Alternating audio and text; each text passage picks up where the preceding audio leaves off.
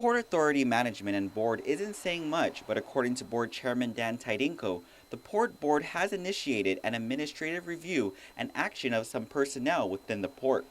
He adds the investigation was prompted by certain acts which were brought to the board's attention back in October, in which the board ordered a review.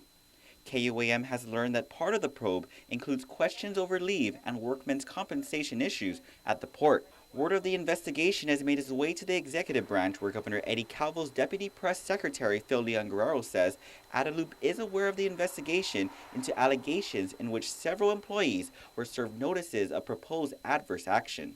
Suffice to say that these allegations are something that the governor is taking very seriously, and whenever bad apples are found, especially under fair due process, they will be stamped out in the interest of the people's money and to protect the people's confidence and trust in this government. Tidinko, who is off island, tells KUAM that appropriate and legal steps are underway through its board and legal counsel, Mike Phillips. Port General Manager Mary Torres is on leave, whereas Deputy General Manager Anisha Terlahi is acting.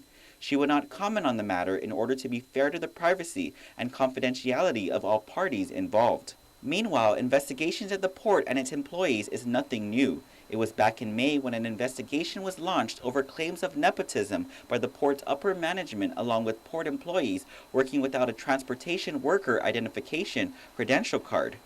Another investigation was conducted after the port was put on lockdown after a port employee was found in possession of crystal methamphetamine in a restricted area. And it was just last week when port employees were arguing over getting their increments that have been held up due to additional requests by management in its fiscal year 2013 budget. KUAM made calls to the port's marketing department for additional comment. However, marketing administrator Bernadette Meno is on leave, whereas marketing program coordinator Josette Havalosa hung up on questions over the investigation.